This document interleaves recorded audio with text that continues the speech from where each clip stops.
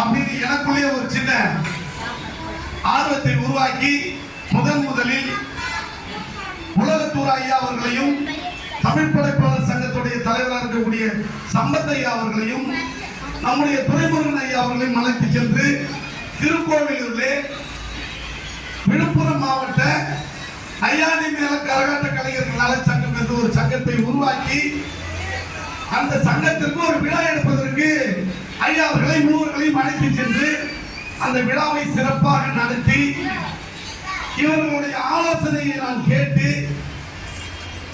இவர்களை போன்று தமிழகத்தில் இப்ப பாத்தீங்கன்னா நம்ம நினைச்சிட்டு இருக்கோம் ஒரு சில பேருக்கு இங்கதான் தமிழ் சங்கம் இருக்கு. மலேசியா தமிழ் சங்கம், சிங்கப்பூர் தமிழ் சங்கம், தமிழ்நாட்டில் உள்ள எல்லா இடங்களும் இந்தியாவில் இருக்கக்கூடிய எல்லா நாடுகளிலும் தமிழ் தமிழ் தமிழ் தமிழ் என்று தங்களை முழுதாக அர்ப்பணித்துக் கொண்டிருக்கக்கூடிய மகன்கள் எண்ணற்ற அவர்கள் இருக்கிறார்கள். அதில் நாம் ஒரு சிறு துணிதான். ஆனால் இருந்தாலும் தமிழ்நாட்டில் உள்ள அனைத்து நாட்டுப்புற கலைகளையும் கிட்டத்தட்ட 100க்கும் மேற்பட்ட கலை, நாடகம், தெருக்கூத்து, கொண்டாட்டம், பம்பை, ஐயாண்டி மேளம், கரகாட்டம், இப்படி சொல்லக்கூடிய 108 கலைகள் இருக்குது.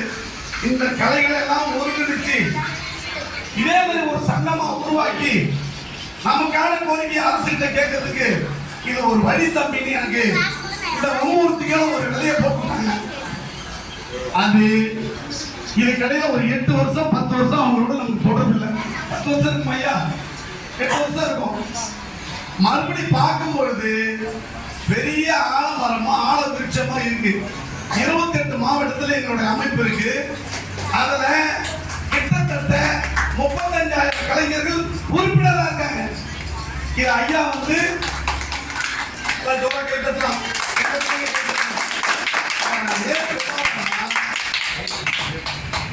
உலகத்துல தங்கம் செய்யாத ஒன்றை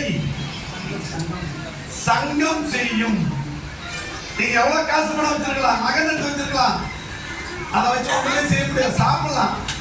நமக்கான உரிமைகளை நம்மோடு இருக்கின்ற கலைஞர்களையும் தமிழர்களையும் இவருக்கான உரிமைகளை பெற்றெடுப்பதற்கு முதல்ல ஒரு சங்கம் வேணும். சங்கம் அமைச்சாதான் நம்மளுடைய உரிமைகளை கேட்க முடியும்.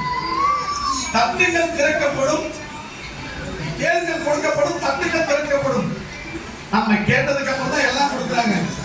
அமைப்புகள் வேற வேறு இருந்தாலும் அலுவலகம் ஒரே இடத்துல தான் இருக்கு ஐயா. அலுவலகம் ஒரே இடத்துல தான் எங்க இருக்கு? உங்களுக்கு எங்க இருக்கு?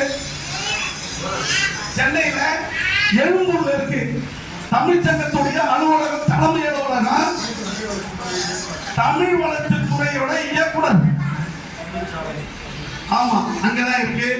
அதே வாயிற்படியில தான் போகணும். எங்களுக்கும் அதுக்குள்ளதான் அலுவலகம் இருக்கு. அப்புறம் சுத்தி சுத்தி போக முடியாத நாங்க இருக்கோம். தனியா